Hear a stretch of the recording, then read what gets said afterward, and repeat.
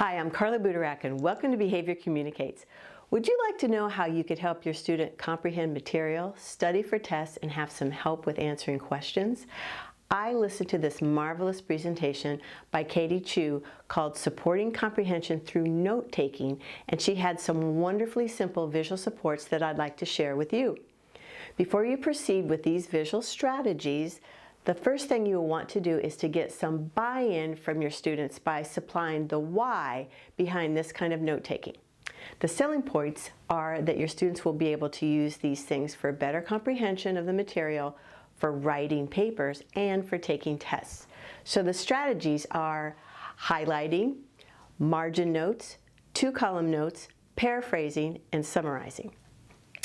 Highlighting is really pretty straightforward. You have your students skim over the material, reread for the details, then highlight the main ideas in one color and the supporting ideas in another color. Won't this be great for your students with ADD, reading disabilities, or executive functioning challenges? So next is margin notes.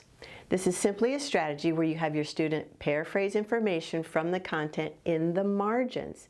They will write the main idea in the margin and then highlight the details that support the main idea. They can add notations for definitions, examples using arrows and stars to point out any additional information. I'm sure you can see how these strategies are already going to help your students given the visual supports for answering questions and for studying for exams. Let's take a look at the two-column notes. Have your student grab a piece of paper and divide it down the middle, like this. Create two columns. At the very top, they will write the heading of their topic. They'll put their name, the date, and the descriptive title of the content. In the first column, there will be the main ideas, and in the second column will be the supporting details. Think about how this would be helpful, or this could be helpful as a study guide, writing a paper or being able to answer questions about the topic. So when you take a look at this, you could actually cut these details into strips, fold them over, and the student can use this, like I said, as a study guide so they can guess, okay, here's the main topic, and then what's the first supporting detail of that? What's the second supporting detail? What's the third supporting detail? What's the next topic? There it is. And then all the supporting details that go along with. So paraphrasing. So here's how you teach it. You have your students identify words or phrases that can be changed. Replace the words or phrases with synonyms or synonymous phrases. You can use a thesaurus if necessary and use the synonyms that do not change the original content.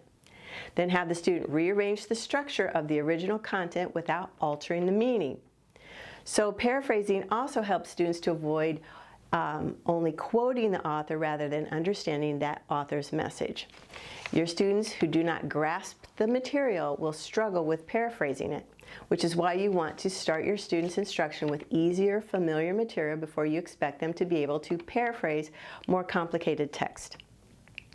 If your students can paraphrase, it's likely that they will also comprehend it. So let me show you a game that you can do with your students to teach them paraphrasing. It's called Fold and Pass. So you will write a complex sentence on a piece of paper. A student will underline at least two words in the sentence and replace those words with synonyms. Then decide how to change the word order, and that student will rewrite the new sentence below the original. The student then folds the paper over that original sentence so only the new sentence is visible, and then they pass that paper on to the next student. So let me show you what I've done. So I wrote a sentence, and I wrote, "The horse ran from the burning barn before 5 a.m. on a frosty winter morning." So that's my original sentence.